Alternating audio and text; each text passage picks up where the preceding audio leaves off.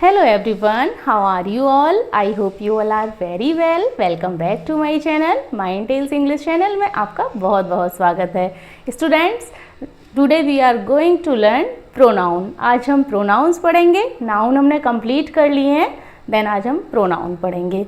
सबसे पहले समझेंगे कि pronoun होता क्या है। pronoun क्या होता है? नाउन पढ़ा, नाउन नेमिंग वर्ड्स होते हैं, वो नाउन होते हैं। बट प्रोनाउन क्या होता है? जो नाउन की रिपीटेशन को रोकता है, मीन्स जो नाउन की जगह पे आता है, उसको हम प्रोनाउन कहते हैं। देखते हैं इसकी डेफिनेशन देखते हैं। The words that are used in place of nouns are called pronouns. Means जो नाउन की जगह पर आते हैं उसको हम प्रोनाउन बोलते हैं। Then to prevent of the repetition of noun, जो नाउन की रिपीटेशन को रोकते हैं।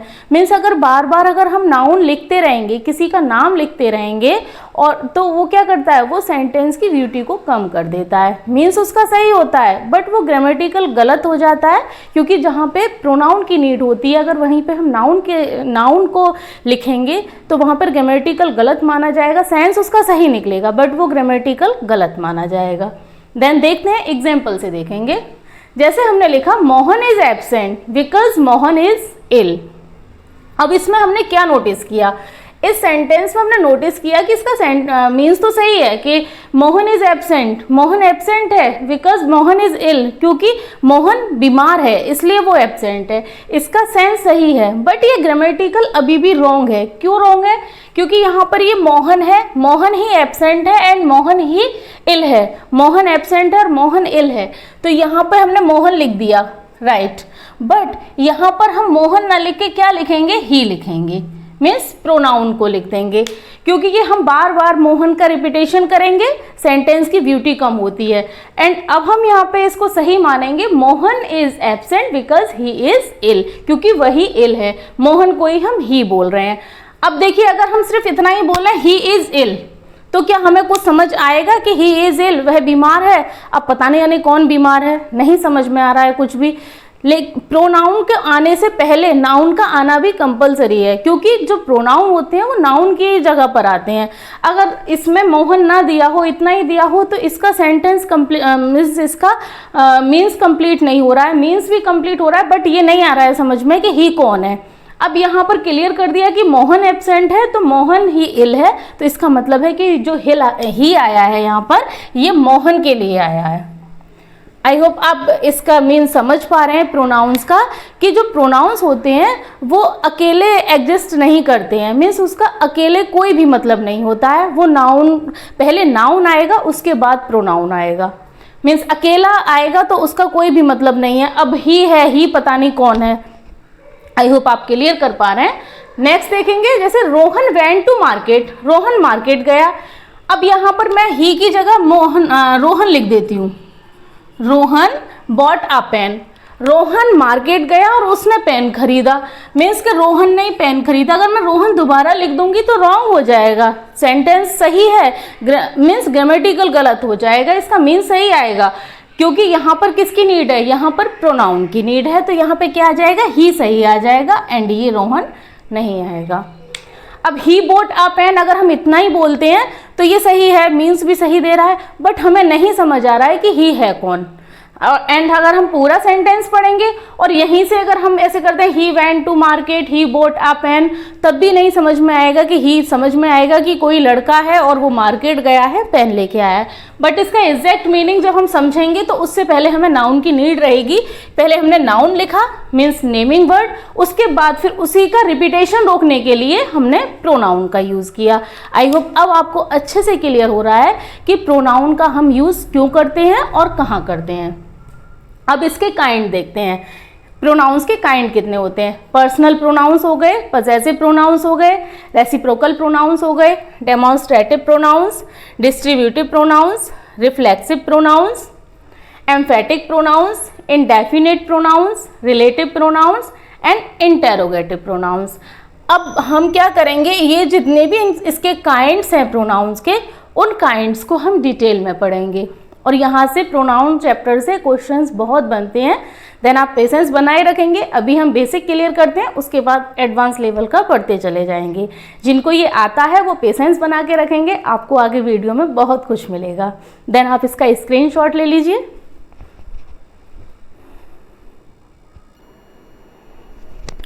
नेक्स्ट देखते हैं स्टूडेंट्स, अब समझेंगे पर्सनल प्रोनाउंस क्या होते हैं। सबसे पहले हम पर्सनल प्रोनाउंस को समझेंगे। और पर्सनल प्रोनाउंस जो होते हैं रिप्लेसेस अ नाउन्स, मीन्स नाउन का रिप्लेस होता है, मीन्स नाउन्स की जगह पे आते हैं। और नाउन क्या होते हैं, या तो सब्जेक्ट हो सकता है या फिर ऑब्जेक्ट हो सकता है। नाउन या तो सब्जेक्ट होगा या फिर ऑब्जेक्ट होगा। देन समझते हैं। सबसे पहले हम समझेंगे first person, second person, third person ये क्या होते हैं, पहले इनको समझेंगे एंड इनके फिर सब्जेक्ट एंड ऑब्जेक्ट समझेंगे। देखिए फर्स्ट पर्सन में ये दोनों आते हैं, आई एंड वी। और ये आई क्या होता है, सब्जेक्ट होता है, और जब हम इसका ऑब्जेक्ट लिखेंगे मी हो जाएगा। वी सब्जेक्ट होता है और जब ऑब्जेक्ट लिखेंगे अस हो जाएगा। एंड सेकंड पर्सन में आता है यू। यू का यू ही रहता है, यू का सब्जेक्ट भी यू है एंड ऑब्जेक्ट भी इसका यू रहता है। एंड थर्ड पर्सन में ही, शी, इट, दे, ये चारों थर्ड पर्सन में आते हैं। ही का हिम होता है ऑब्जेक्ट, सी का हर होता है, इट का इट ही रहता है, जैसे यू का यू रहता है ऐसे इट का इट ही रहता है। एंड दे का देम हो जाता है। आई होप आपको अब ये क्लियर हुआ है कि सब्जेक्ट क्या होता है एंड ऑब्जेक्ट क्या होता है। देखिए वन थिंग हम ये समझ लेंगे कि जो सब्जेक्ट होता है वो वर्ब से पहले आता है एंड ऑब्जेक्ट होता है वो वर्ब के बाद आता है। तो मीन्स इसके बीच में क्या आता है, वर्ब होती है। वर्ब से पहले वाला सब्जेक्ट एंड वर्ब से बाद वाला ऑब्जेक्ट। आई होप आपको इतना क्लियर हुआ है कि सब्जेक्ट हम कहाँ करेंगे एंड वर्ब हम कहाँ करेंगे एंड ऑब्जेक्ट कहाँ लिखेंगे। अब देखते हैं use of pronouns of subjective case. जो हम प्रोनाउंस होते हैं उनका सब्जेक्टिव केस में यूज कैसे करते हैं। जैसे हमने लिखा she hates me, she hates me. अब ये सी क्या है, सी पर्सनल प्रोनाउन है, और पर्सनल प्रोनाउन है मीन्स सी इसका आ रहा है, तो सी क्या है, ये सब्जेक्ट है एंड इसका ऑब्जेक्ट क्या है, हर है। हमने इसको सी से स्टार्ट किया है, क्यों किया है, क्योंकि कोई भी सेंटेंस होता है वो सब्जेक्ट से स्टार्ट होता है, सब्जेक्ट उसके बाद वर्ब। कोई भी सेंटेंस ऑब्जेक्ट से स्टार्ट नहीं होगा, किससे होता है, सब्जेक्ट से होता है। एंड सब्जेक्ट से होता है तो हमें इसके ये सब्जेक्ट चाहिए, ऑब्जेक्ट नहीं चाहिए। एंड सब्जेक्टिव केस में क्या आएगा, सी आ जाएगा, सी हेट्स मी। अब इसी सेंटेंस को अगर हम ऐसे लिखते हैं हर हेट्स मी, तो क्या ये राइट है, नहीं ये रॉन्ग है, क्योंकि ये हर क्या है, ये ऑब्जेक्ट है। हम किसी भी सेंटेंस को ऑब्जेक्ट से स्टार्ट नहीं करते हैं, subject then verb. I hope आपको क्लियर हुआ है ये सब्जेक्टिव केस में इसका यूज कैसे करेंगे। एंड एक और इसका बहुत प्यारा यूज है सब्जेक्टिव केस में, जिसमें बहुत बच्चे गलती भी करते हैं, इसको ध्यान से देखेंगे। बी प्लस सब्जेक्टिव केस, जो बी की फॉर्म होती हैं, कौन कौन सी होती हैं बी की फॉर्म, मैंने कई बार बताया है, is, am, are, was, were, be, been, being, ये सब क्या होती है, ये बी की फॉर्म होती हैं। और ये जो फॉर्म आती हैं इनके बाद में अगर प्रोनाउन की नीड है, इनके बाद में अगर कोई प्रोनाउन आ रहा है तो वो क्या होगा, वो सब्जेक्टिव केस का आएगा, ऑब्जेक्टिव केस का नहीं आएगा। दोबारा सुनेंगे क्या कहा मैंने, जो बी की फॉर्म होती हैं उनके बाद अगर किसी प्रोनाउन की नीड है, कोई प्रोनाउन आ रहा है तो वो सब्जेक्टिव केस वाला आएगा, ऑब्जेक्टिव केस वाला नहीं आएगा। अब एग्जाम्पल से समझेंगे, जैसे हमने लिखा इट इज मी, तो अब ये क्या है, इज है, ये वी की फॉर्म है और इसके बाद क्या आया है, प्रोनाउन आया है, तो क्या आएगा, सब्जेक्टिव केस का आएगा। दैट मीन्स कि ये गलत है। क्या आएगा इसका, इट इज आई। स्टूडेंट बहुत पजल रहते हैं इसमें ऑब्जेक्ट, इसको वर्ब समझ के कि ये वर्ब है, वर्ब तो ये है बट ये कौन सी है, बी की फॉर्म है। ये रूल होता है बी की फॉर्म के बाद अगर कोई प्रोनाउन आ रहा है तो वो सब्जेक्टिव केस का आएगा, ऑब्जेक्टिव केस का नहीं आएगा। देन देखिए यहाँ पर आई हो गया। अब एक और एग्जाम्पल देखेंगे, it is him who has stolen my pen. अब इसमें देखिए कि इसमें एरर कहाँ है, इसमें है इट इज आया है, इज के बाद क्या आएगा, सब्जेक्टिव केस आएगा। और सब्जेक्टिव केस क्या होता है हमारा, हिम का क्या होता है, हिम का ही होता है। इट मीन्स कि यहाँ पर क्या आएगा, ही आएगा, who has stolen my pen. अब इसमें स्टूडेंट्स कहाँ पजल रहते हैं, वो बस ये एरर फाइंड आउट करने में ये देख लेते हैं कि सिर्फ ऐसे पढ़ते हुए चले जाओ, अच्छा ऑब्जेक्ट आ रहा है, ठीक है, ये ठीक है, मीन्स वो अगर इस वाले रूल्स को वो नहीं पढ़ेंगे तो वो इसको क्या करके आएंगे, इसका हिम करके आएंगे, बट हिम नहीं होगा। हम याद रखेंगे कि जो बी की फॉर्म होती हैं उनके बाद अगर किसी प्रोनाउन की नीड है तो वो सब्जेक्टिव केस का आएगा, ऑब्जेक्टिव केस का नहीं आएगा। आई होप अब आपको ये क्लियर हुआ है। तो इसमें ये वाला सेंटेंस रॉन्ग है, देन ये राइट है। It is he who has stolen my pen. जैसे it is I who did it, ये काम मैंने ही किया है, मीन्स मैं ही हूँ जो मैंने ये किया है, इसका मीन्स है ये। देन आई होप आपको अब ये वाला रूल क्लियर हुआ है। हम क्या याद रखेंगे, हम याद रखेंगे कि जो वी की फॉर्म होती है उनके बाद जो आएगा वो सब्जेक्टिव केस आएगा, ऑब्जेक्टिव केस नहीं आएगा। हमें अपने माइंड में बस ये वाली बात रखनी है, एरर इजीली फाइंड आउट करेंगे। एंड अब देखते हैं ऑब्जेक्टिव केस। ये सब्जेक्टिव केस के ये 2 रूल्स थे, इजी थे, बता दिए मैंने। देन अब चलते हैं ऑब्जेक्टिव केस पे। जो प्रोनाउन होते हैं वो ऑब्जेक्टिव केस में कैसे यूज होते हैं। एक तो होता है वर्ब का ऑब्जेक्ट होता है, मीन्स कि जैसे मैंने कहा कि इसके बाद क्या आ रहा है, ये सब्जेक्ट है, अगर यहाँ वर्ब आएगी तो वर्ब के बाद क्या आएगा, ऑब्जेक्ट आएगा, और वर्ब से पहले क्या आएगा, सब्जेक्ट आएगा। अब ये वर्ब के बाद वाला है कि वर्ब के बाद क्या आता है, ऑब्जेक्ट आता है। तो ये ऑब्जेक्टिव केस में ऐसे होगा जैसे दे टीच दे। अब यहाँ पे आई टीच दे लिखा हुआ है, दे क्या है, ये तो सब्जेक्ट है, देखिए सब्जेक्टिव केस में आया हुआ है, तो यहाँ क्या आएगा, आई टीच देम। दे का ऑब्जेक्ट क्या होता है, देम होता है। देन ये राइट है एंड ये रॉन्ग है। इसे देखेंगे अब, ही सेव्ड बीना एंड मी, ये सही है या गलत है, ही सेव्ड बीना एंड आई। अब हम देखेंगे सेव्ड, ये क्या है, वर्ब है, वर्ब के बाद आने वाला ऑब्जेक्ट होता है। जब वर्ब के बाद आने वाला ऑब्जेक्ट होता है तो बीना का तो बीना ही रहेगा, क्योंकि जो नेम होते हैं, नेम नहीं बदलते, ना सब्जेक्ट में बदलेंगे ना ऑब्जेक्ट में बदलेंगे। अब बीना का हम बीना ही लिखेंगे, बीना सब्जेक्ट भी लिखेंगे एंड ऑब्जेक्ट भी लिख सकते हैं, बट जो प्रोनाउंस होते हैं वो चेंज हो जाते हैं। अब यहाँ पर ये मी लिखा हुआ है, ही सेव्ड बीना एंड मी, तो दैट मीन्स कि ये सेव के बाद ये क्या आ रहा है, मी क्या है, मी तो ऑब्जेक्ट होता है एंड हमें ऑब्जेक्ट की ही नीड है, तो ये वाला सेंटेंस हमारा राइट है। But he saved Bina and I नहीं कर सकते यहाँ पे। आई क्यों नहीं लिख सकते हैं, क्योंकि जो आई होता है ये सब्जेक्ट होता है और वर्ब के बाद ऑब्जेक्ट आता है। आई होप आपको इतना क्लियर हुआ है, आप इसका स्क्रीनशॉट ले लीजिए।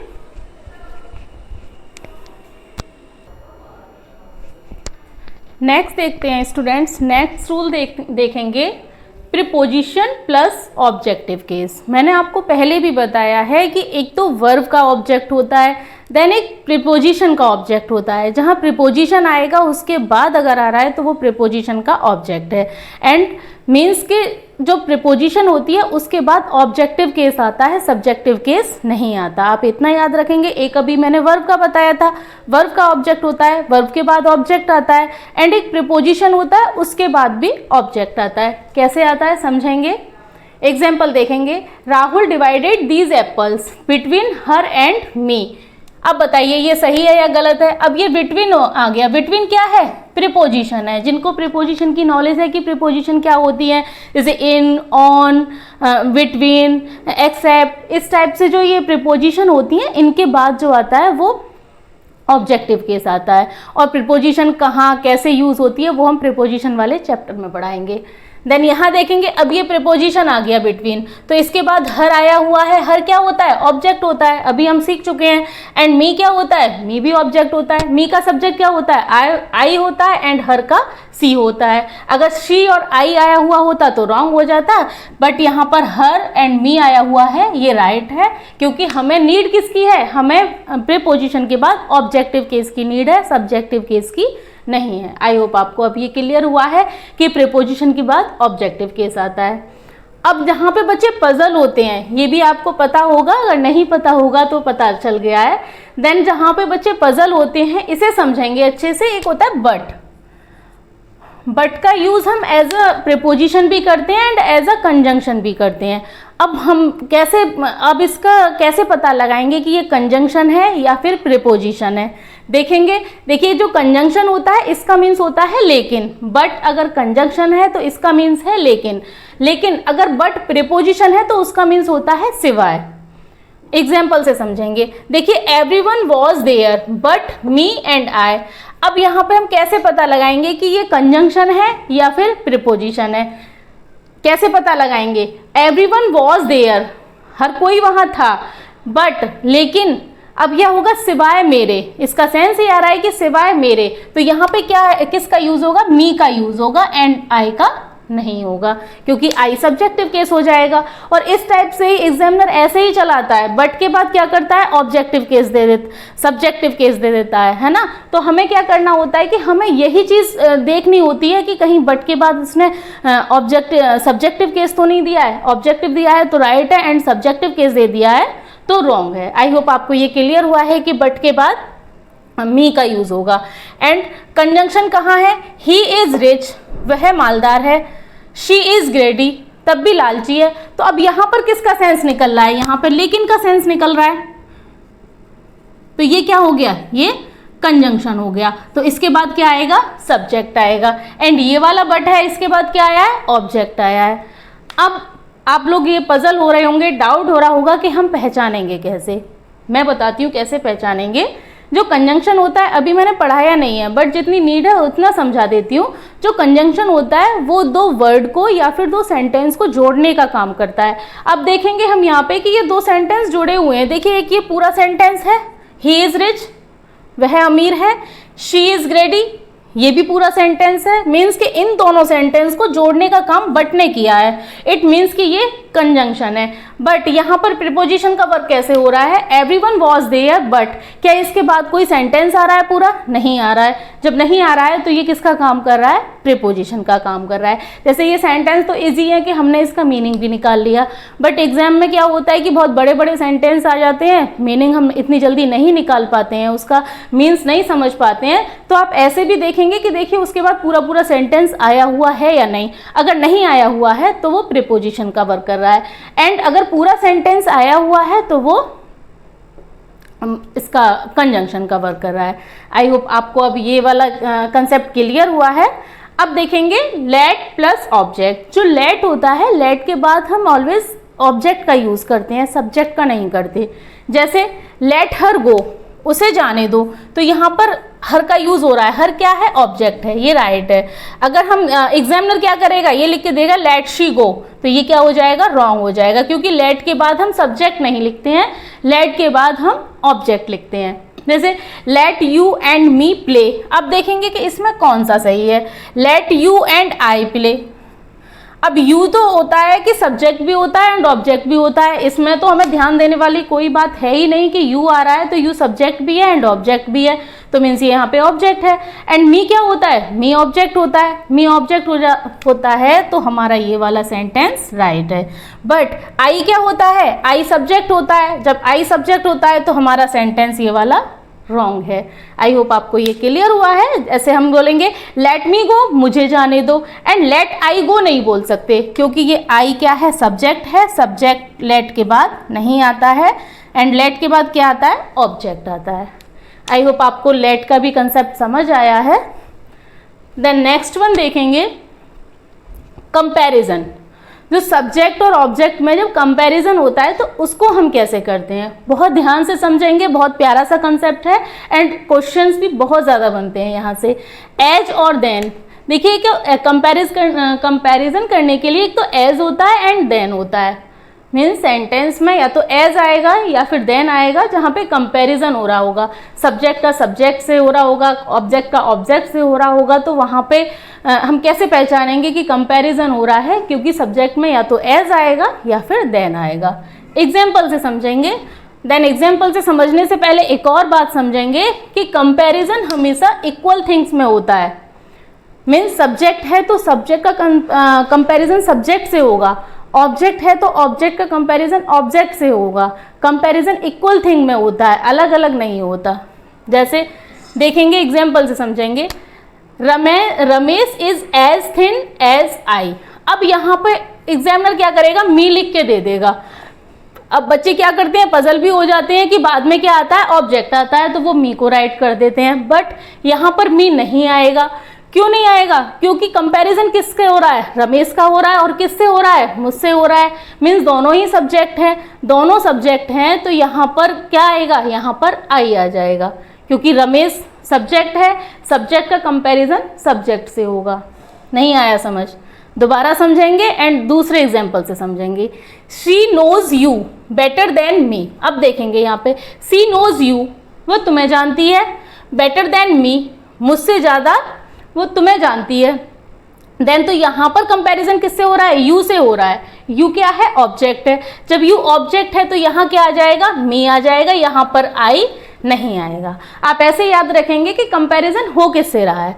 और इसकी एक ट्रिक है, 99% वर्क करती है, 100% तो नहीं करती।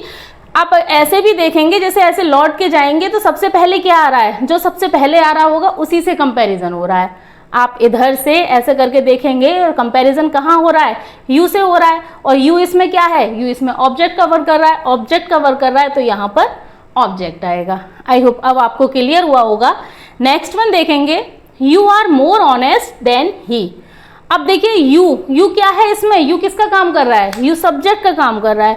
जब यू सब्जेक्ट का वर्क कर रहा है यहाँ पे, तो आर मोर ऑनेस्ट, यू क्या है? मोर ऑनेस्ट है, बहुत ज़्यादा ऑनेस्ट है। किससे? देन ही, उससे। अब यहाँ पर हम हिम नहीं कर सकते हैं। हिम क्यों नहीं कर सकते हैं? क्योंकि ये हमारा यू सब्जेक्ट है और सब्जेक्ट का कंपैरिजन सब्जेक्ट से होगा।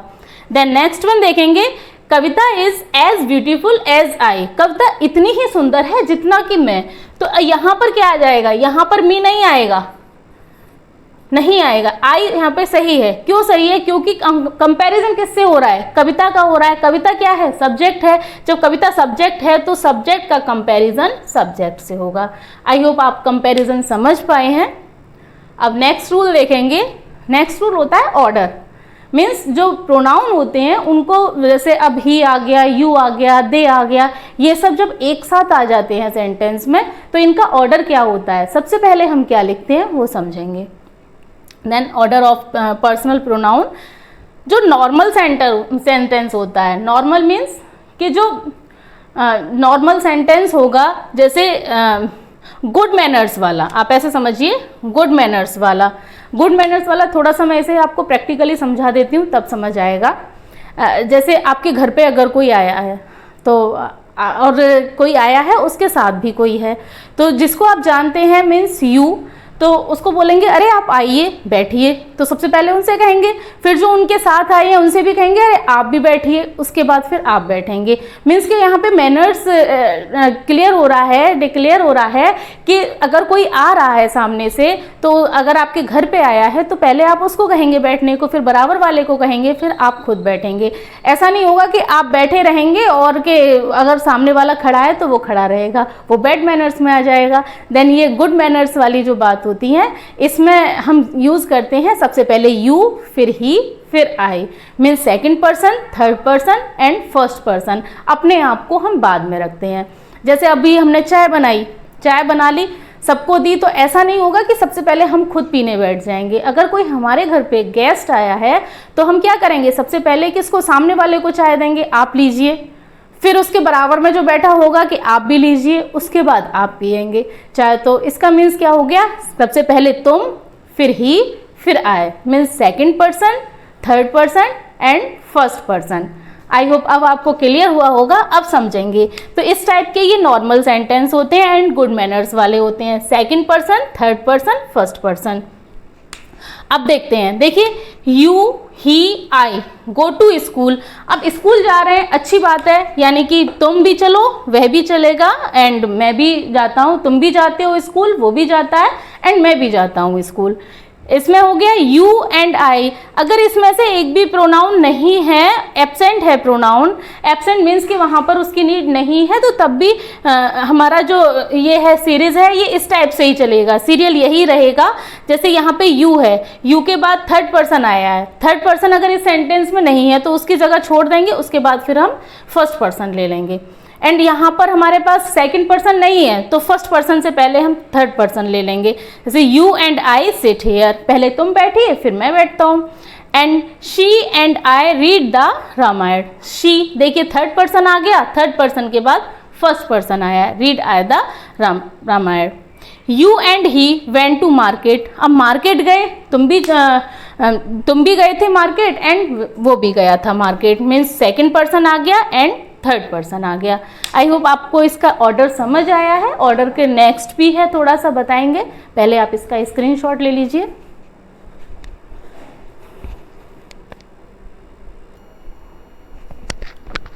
अब नेक्स्ट वन रूल देखेंगे स्टूडेंट्स। नेक्स्ट वन क्या होगा, अभी मैंने बताया कि जो गुड मैनर्स वाले होते हैं उनका होता है 2 3 1, मीन्स पहले सेकंड पर्सन, फिर थर्ड पर्सन एंड फिर फर्स्ट पर्सन। बट जो प्लूरल नाउन्स होते हैं उनको 1 2 3 मीन्स सीरियल से ही लिखते हैं, वी यू दे, इस टाइप से ही लिखेंगे।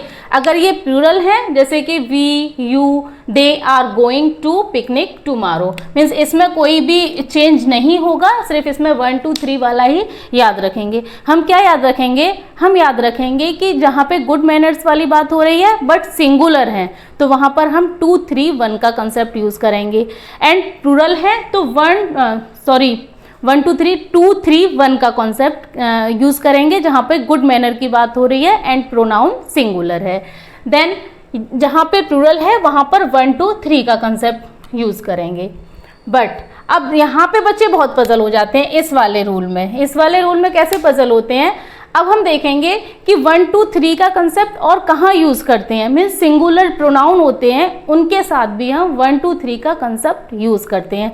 बट करते कहाँ हैं, हम करेंगे जहाँ पे वाइल कन्फेसिंग, मीन्स कुछ कन्फेस करने वाली बात होगी, जो मिस्टेक होती है उसको एडमिट करने वाली बात होगी कि हाँ ये मिस्टेक मैंने ही की है, रिस्पॉन्सिबिलिटी वाली बात होगी, क्राइम वाली बात होगी, इस टाइप के सेंटेंस होंगे तो वहाँ पर हम 1 2 3 का यूज़ करेंगे। कैसे, एग्जाम्पल से समझेंगे। जैसे मैंने बोला I you and she have made a mistake. अब देखिए मिस्टेक वाली बात हो रही है, मिस्टेक वाली बात हो रही है तो सबसे पहले एक्सेप्ट कौन करेगा, मीन्स ये भी तो मैनर्स वाली बात हो जाएगी कि एक्सेप्ट कौन करेगा, आई कि ये मिस्टेक किसने की है, मैंने की है। फिर वो बताएगा कि मैंने की है, तुमने भी की है एंड उसने भी की है। तो आप ऐसे इसको रिलेट कर सकते हैं, जैसे मैंने किया है, सामने वाले ने यू ने किया है एंड ही उसने भी किया है। तो I you and she, first person, second person and third person.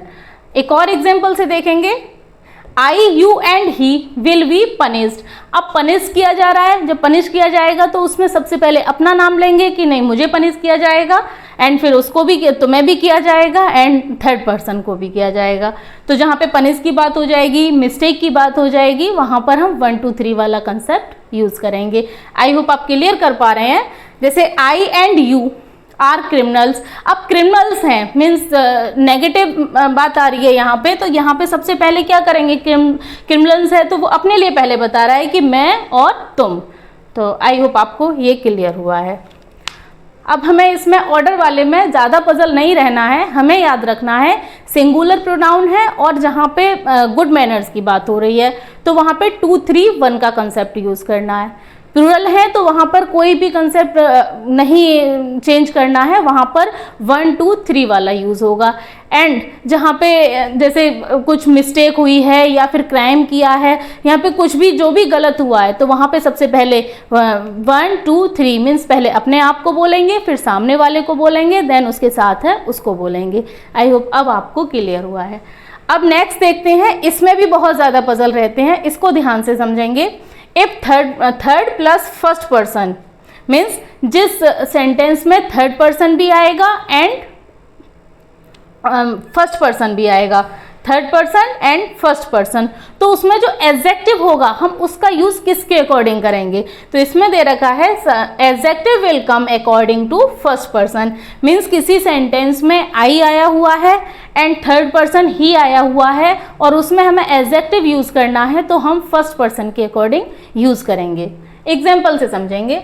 जैसे देखिए यहाँ लिखा हुआ है ही एंड आई हैव डन।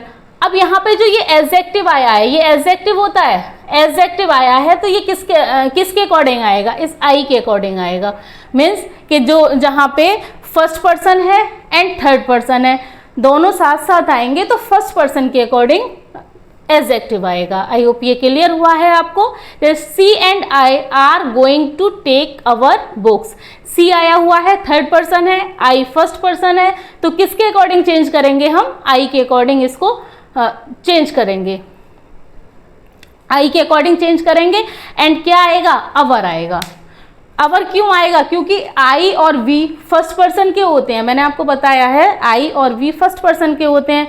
आई का माई हो जाता है, बट यहाँ पे तो प्लूरल वाली बात हो रही है, तो यहाँ पे क्या हो जाएगा? अवर हो जाएगा। आई आई से रिलेटेड होगा एंड अवर हो जाएगा। देन नेक्स्ट वन देखेंगे, if second and third person. अभी था फर्स्ट पर्सन और थर्ड पर्सन, अब है अगर सेकेंड पर्सन भी है और थर्ड पर्सन भी है, तब किसके अकॉर्डिंग चेंज करेंगे? तब करेंगे सेकेंड पर्सन के अकॉर्डिंग, मीन्स यू के अकॉर्डिंग चेंज करेंगे। जैसे you and he have completed your work. देखिए यहां पर यू आया हुआ है,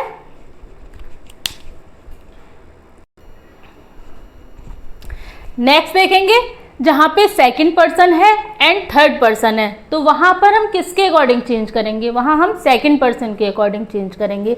सेकंड पर्सन हमारा यू होता है, तो मीन्स देखिए यहां पर you and he have completed your work. You आया हुआ है एंड ही आया हुआ है, दोनों हैं, थर्ड पर्सन भी है एंड सेकंड पर्सन भी है, तो हमारा जो एडजेक्टिव आएगा वो यू के अकॉर्डिंग आएगा, मीन्स दोनों पर्सन है। तो अब हमने क्या समझा? हमने समझा फर्स्ट पर्सन और थर्ड पर्सन है तो फर्स्ट पर्सन के अकॉर्डिंग चेंज करेंगे, एंड सेकंड पर्सन और थर्ड पर्सन है तो सेकंड पर्सन के अकॉर्डिंग चेंज करेंगे। अब नेक्स्ट है, if second plus third person.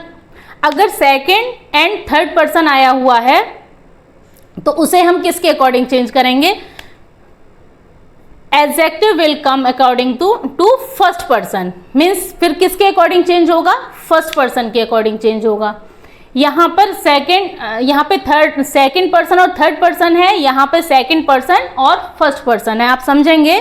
Then example देखेंगे, you and I have done our work. अब देखिए ये आई आया हुआ है, इसमें फर्स्ट पर्सन है और किसके अकॉर्डिंग चेंज करेंगे? आई के अकॉर्डिंग। फिर यू के अकॉर्डिंग नहीं चेंज होगा, अगर यहाँ पर आई होता तो हम आई के अकॉर्डिंग चेंज करते। अभी नीचे इसकी ट्रिक बताऊंगी, आपको सब समझ आ जाएगा। You he and I have done our work. अब देखिए यहाँ पर ये सेकंड पर्सन आया हुआ है, ये थर्ड आया हुआ है एंड ये फर्स्ट आया हुआ है। अब तीनों पर्सन आए हुए हैं तो इसमें हम देखेंगे प्रायोरिटी किसको देंगे? आई को देंगे, और आई के अकॉर्डिंग हम क्या लगाएंगे? आवर लगा देंगे। देन अब समझेंगे इसकी ट्रिक। ट्रिक क्या रहेगी इसकी? जिस सेंटेंस में तीनों आए हुए हैं, means first person, second person, third person, तो वहां पर हम अवर लगाएंगे। जैसे अगर किसी, अब ऐसे समझिए, जहां पर आई है, जिस सेंटेंस में आई आया हुआ है वहां पर कुछ नहीं लगेगा, अवर लगेगा। कुछ अगर यू है, वी है, कुछ भी है, किस और उसके साथ आई आया हुआ है, फर्स्ट पर्सन आया हुआ है, तो हम प्रायोरिटी फर्स्ट पर्सन को देंगे, फर्स्ट पर्सन के अकॉर्डिंग अवर आ जाएगा। एंड अगर आई नहीं है, आई एब्सेंट है, तो फिर हम योर, यू लगाएंगे, योर लगाएंगे, यू के अकॉर्डिंग चेंज करेंगे। आई होप आप समझ पा रहे हैं। आप ऐसे समझिए, जिस सेंटेंस में आई आया हुआ है, तीनों प्रोनाउन है या फिर दो हैं, अगर आई है तो अवर आएगा, कुछ नहीं आएगा। आप याद रखेंगे, आप ये देखेंगे उसमें क्या फाइंड आउट करेंगे कि इसमें देखिए आई है या नहीं। अगर आई है तो अवर लगा देंगे, हम नहीं देखेंगे कि इसमें यू है, फर्स्ट पर्सन है, सेकंड पर्सन है, इस सब में हम नहीं उलझेंगे। हम सिर्फ इतना देखेंगे कि इसमें देखेंगे आई है या नहीं। आई है, अवर लगा देंगे, और आई अगर नहीं है तो फिर हम योर लगा देंगे, यू के अकॉर्डिंग चेंज करेंगे। देन अगर दो पर्सन दे रखे हैं तो, और जो थर्ड पर्सन अगर अकेला होगा तो उसके अकॉर्डिंग एडजेक्टिव आता ही है। आई होप आपको क्लियर हुआ है। एंड स्टूडेंट्स, आज इतना ही रहने देते हैं। नेक्स्ट जो प्रोनाउन के जो सेकंड वीडियो आएगा उसमें बताएंगे। देन आपको ये वीडियो कैसी लगी आप कमेंट करके ज़रूर बताइए। मैं उम्मीद करती हूँ कि जो आज मैंने समझाया है आपको पर्सन प्रोनाउन, आपको बहुत अच्छे से समझ आया होगा। मिलते हैं नेक्स्ट वीडियो में। Thanks for watching this video.